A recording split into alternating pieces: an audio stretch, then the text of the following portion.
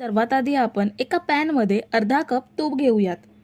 वाटीच्या प्रमाणामध्ये साहित्य घेणार असाल तर अर्धी वाटी तूप घ्या किंवा 2 वाटी रवा घेणार असाल तर 1 वाटी तूप घेऊ शकता।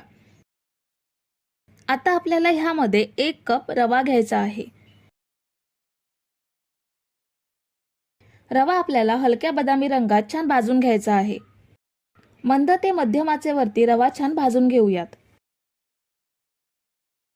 हे बघा, रवा तुपात छान फुलत चाललाय।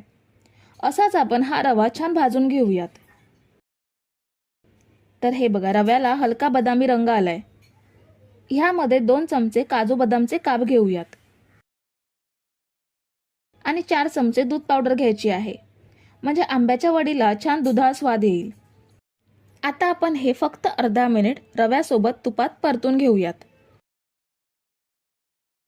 ड्रायफ्रुट्स आणि दूध पावडर अर्धा मिनिट रव्यासोबत तुपात परतून घेतल्यानंतर पॅन मधून काढून घेऊयात।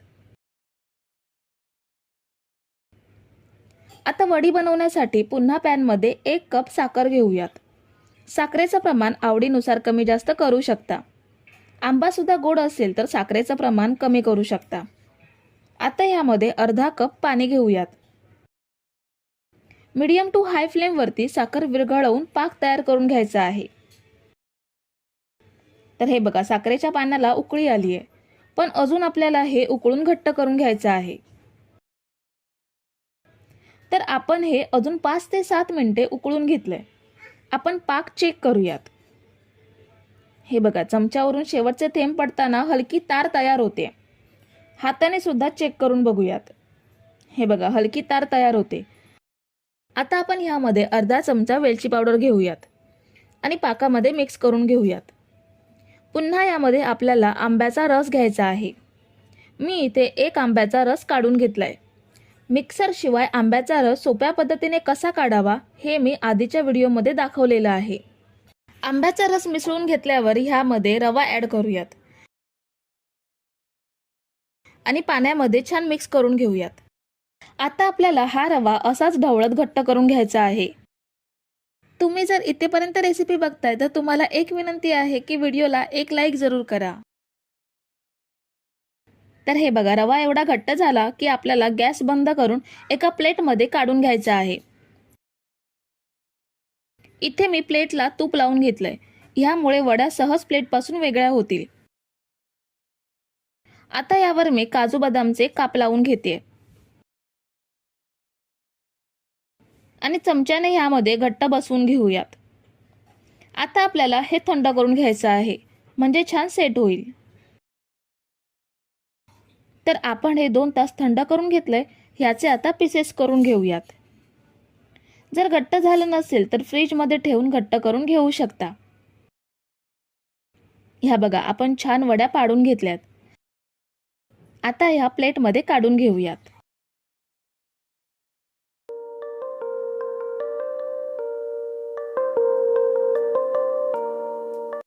आंब्याचा शिरा बनवण्यासाठी सर्वात आधी आपण एका पातेल्यात 1/2 वाटी पाणी घेऊयात आणि 1/2 वाटी दूध घेऊयात। घरी जे अवेलेबल असेल ते दूध घेऊ शकता। पाणी आणि दुधाचं प्रमाण समप्रमाणात घेतलं की शिरा अगदी छान मऊसूत होतो। आता आपण हे दूध एका साईडला गरम करत ठेवूयात। आता पॅन मध्ये आपल्याला अर्धी वाटी तूप घ्यायचं आहे। पाणी, दूध, तूप, साखर सगळं साहित्य एकाच वाटीने घ्यायचं आहे। ह्यामध्ये आता 1 वाटी रवा घेऊयात। रवा आपल्याला मंद ते मध्यम आचेवरती छान बदामी रंगात भाजून घ्यायचा आहे। सतत हलवत रवा आपण छान भाजून घेऊयात। रवा भाजेपर्यंत एका साईडला आपण आंब्याचा रस काढून घेऊयात। इथे मी 1 हापूस आंबा स्वच्छ धुवून घेतलाय, ह्याला आपण कापून घेऊयात। पुन्हा याचे 2 भाग करूयात। आता मी अशी एक गाळणी घेतली आहे आणि खालती एक भांडं ठेवलंय। आता आंबा आपल्याला ह्या गाळणीवरती घासून घ्यायचा आहे। हा बघा, अगदी काही सेकंदात आंब्याचा रस गाळणीमध्ये गाळून वेगळा झाला। आता मी आंब्याची बाट गाळणीवरती घासून रस वेगळा करून दाखवते। हे बघा, बाटीमधला रस सुद्धा अगदी सहज वेगळा होतो। आंबा कापून मिक्सरला बारीक करून रस बनवून घेण्याची अजिबात गरज नाही। उलट ह्या पद्धतीने रस काढल्यावर बघू शकता बाट अगदी साफ झाली आहे। तर मी संपूर्ण आंब्याचा रस काढून घेतलाय। बघू शकता आंब्याचे केस गाळणीमध्ये वेगळे होतात आणि निव्वळ रस आपल्याला अगदी सहज मिळतो आणि हा रस बऱ्याच वेळ फ्रेश राहतो, काळा पडत नाही। तर आपल्या रव्याला सुद्धा हलका बदामी रंग आलाय आणि तुपामध्ये रवा छान फुलला गेलाय। ह्यामध्ये आता मी काही ड्रायफ्रुट्स घेतलेत ते ॲड करते। मी इथे काजू बदामचे काप आणि चारोळ्या घेतल्यात। तुम्ही आवडीनुसार ड्रायफ्रुट्स घेऊ शकता किंवा नाही वापरलात तरीही चालेल। ड्रायफ्रुट्स आपल्याला रव्यासोबत मिनिटभर भाजून घ्यायचे आहेत। ह्या पद्धतीने रव्यासोबत भाजून घेतले की सेपरेट ड्रायफ्रुट्स भाजून घ्यायची गरज लागत नाही, असे छान भाजले जातात। ड्रायफ्रुट्स मिनिटभर भाजून घेतल्यावर ह्यामध्ये पाऊण वाटी साखर घेऊयात। शिऱ्यासाठी आपण 1 वाटी रवा असेल तर 1 वाटी साखर घेतो, पण आपण ह्यामध्ये आंबा घेणार आहोत, त्याचा सुद्धा गोडवा असणार आहे, म्हणून पाऊण वाटी साखर घेतली। साखर सुद्धा रव्यामध्ये छान मिसळून घेऊयात। साखर मिक्स करून घेतल्यावर ह्यामध्ये गरम करून घेतलेलं दूध आणि पाणी ॲड करूयात। पुन्हा एकदा सगळं एकजीव करून घेऊयात। आता आपल्याला ह्यावर झाकण ठेवून मिनिटभर वाफ काढून घ्यायची आहे। तर आपण शिरा मिनिटभर वाफवून घेतलाय, अगदी छान मऊसूत झालाय। आता यामध्ये आंब्याचा रस ॲड करूयात आणि अर्धा चमचा वेलची पावडर ॲड करूयात। पुन्हा एकदा सगळं छान एकजीव करून घ्यायचं आहे। रवा आंब्याच्या रसामध्ये पूर्णपणे भिजला पाहिजे, त्यामुळे सगळं अगदी व्यवस्थित मिक्स करून घ्यायचं। तुम्ही जर इथेपर्यंत रेसिपी बघताय तर तुम्हाला एक विनंती आहे की व्हिडिओला एक लाईक जरूर करा। आता आपण सगळं छान मिक्स करून घेतलंय। पुन्हा एकदा यावर झाकण ठेवून मिनिटभर वाफ काढून घेऊयात, म्हणजे रवा आंब्याच्या रसामध्ये छान मुरला जाईल। तर हे बघा, आपण रव्याला मिनिटभर वाफ काढून घेतली आहे। आंब्याच्या रसातला मऊ लुसलुशीत केशरी शिरा तयार आहे। आपण हा प्लेटमध्ये काढून घेऊयात।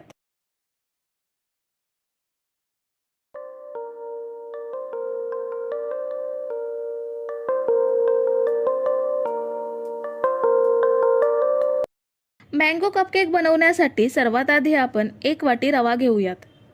हा मी साधा जाडा रवा घेतलाय। रवा आपल्याला मिक्सरला फिरवून बारीक करून घ्यायचा आहे। तुमच्याकडे जर बारीक रवा असेल तर तो तुम्ही डायरेक्ट घेऊ शकता। तर हा बघा, आपण रवा मिनिटभर मिक्सरला फिरवून बारीक करून घेतलाय। आता ह्यामध्ये अर्धी वाटी साखर घेऊयात। सगळं साहित्य आपल्याला एकाच वाटीने मोजून घ्यायचं आहे। जर मेजरमेंट योग्य असेल तर केक सुद्धा एकदम परफेक्ट बनतो। 1 वाटी रव्यासाठी अर्धी वाटी साखर पुरेशी होते, पण तुमच्या घरी जर जास्त गोड खाण्याची सवय असेल तर अजून 2 चमचे साखर वाढवू शकता। सेम त्याच वाटीने पाव वाटी तेल घ्यायचं आहे। अर्धी वाटी दूध घेऊयात। गरम करून थंड केलेलं गाईचं किंवा म्हशीचं जे अवेलेबल असेल ते दूध तुम्ही घेऊ शकता। आता मी ह्यामध्ये पाऊण वाटी आंब्याचा गर घेते। तुमच्याकडे जर जास्त आंब्याचा गर असेल तर पूर्ण 1 वाटी भरून आंब्याचा गर घेऊ शकता। आता हे आपण मिक्सरला फिरवून घेऊयात, म्हणजे सगळं छान एकजीव होईल।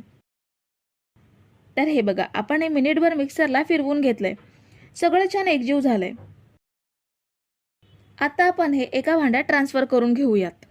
मिक्सरला फिरवून घेतल्यामुळे आपल्याला केकचं मिश्रण हाताने फेटावं लागत नाही की सगळं एकजीव होईपर्यंत ढवळत राहावं लागत नाही।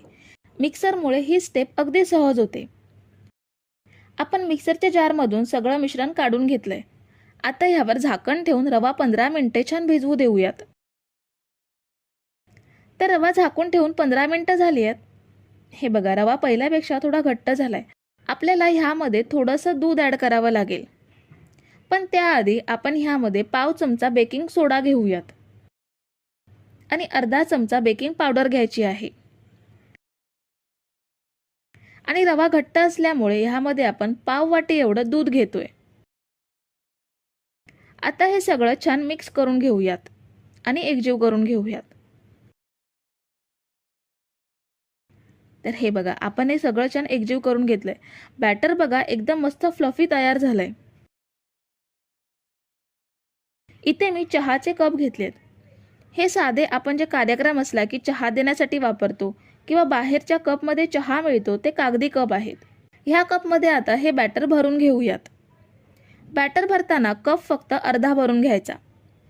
इथे मी फक्त 2-2 चमचे बॅटर एका कपमध्ये भरून घेते। तर हे बघा, आपण हे सगळे कप भरून घेतलेत। आता ह्यावरती मी टूटी फ्रुटी ॲड करते.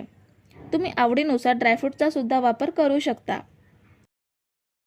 आता हे कपकेक किती वेळ बेक करायचे ते पाहूयात. इथे मी कढई 5 मिनिटं प्रीहीट करून घेतली आहे. ह्यामध्ये ही प्लेट ठेवूयात आणि झाकण लावून मंद आचेवरती हे कपकेक बेक करून घेऊयात. तुम्ही जर इथेपर्यंत रेसिपी बघताय तर तुम्हाला एक विनंती आहे की व्हिडिओला एक लाईक जरूर करा. आता उरलेला बॅटर आहे त्याचा सुद्धा आपण केक बनवणार आहोत. त्यासाठी मी केक टिनला तेल लावून गव्हाचं सुकं पीठ पसरवून घेतलंय. बटर पेपर असेल तर बटर पेपर सुद्धा घेऊ शकता. ह्यामध्ये हे सगळं बॅटर ओतून घ्यायचं आहे. ह्यावरती मी बदामाचे काप पसरवून घेते. बदामऐवजी दुसरे ड्रायफ्रुट्स किंवा टूटी फ्रुटी असेल तर ते चालू शकतं किंवा प्लेन ठेवलात तरीही चालेल. आता हा सुद्धा केक आपण बेक करून घेऊयात. तर इथे कपकेक बेक करायला ठेवून 30 मिनिटं झाली आहेत. बघू शकता कपकेक छान टम्म फुलून आलेत. पण हे परफेक्ट बेक झाले का ते पाहूयात. ही बघा टूथपिक क्लीन निघाली आहे, म्हणजे केक चांगले बेक झालेत. हे थंड करून घेऊयात. तर हे बघा केक आपण थंड करून घेतलेत. कपमधून केक बाहेर काढून घेऊयात. हा बघा खूप छान जाळीदार केक तयार झालाय. मस्त मऊ लुसलुशीत आंब्याचा कपकेक आपण एकदम सोप्या पद्धतीने बनवून घेतलेत. आपला दुसरा केक पण आपण अर्धा तास स्लो गॅसवरती बेक करून घेतलाय. खूप छान तयार झालाय. आपण हा डिमोल्ड करून घेऊयात. हा बघा आपला सुंदर मँगो केक तयार आहे. आपण हा सुद्धा कापून घेऊयात. हा केक सुद्धा छान जाळीदार आणि मऊसूत झालाय.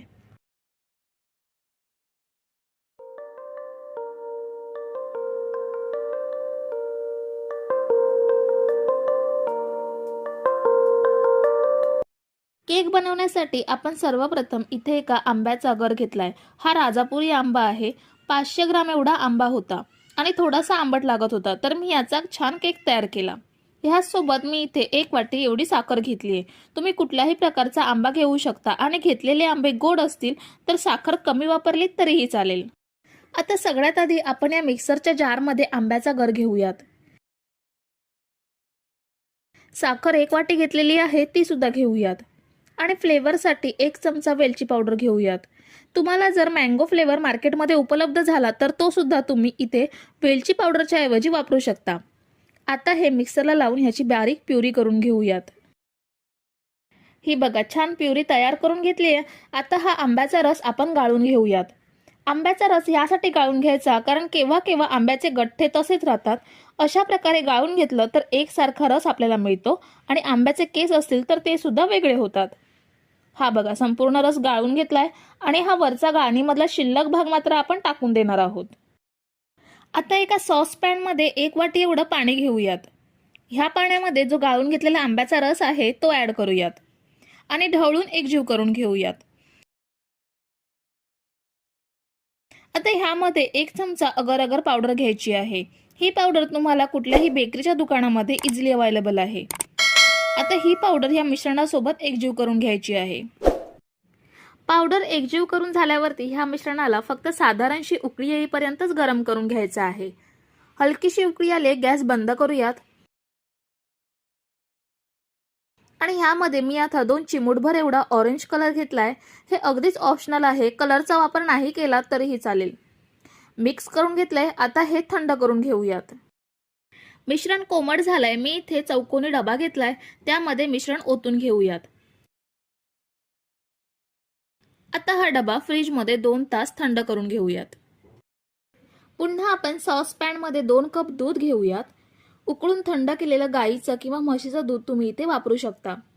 अर्धी वाटी साखर ॲड करायची आहे. आवडीनुसार साखर कमी जास्त करू शकता.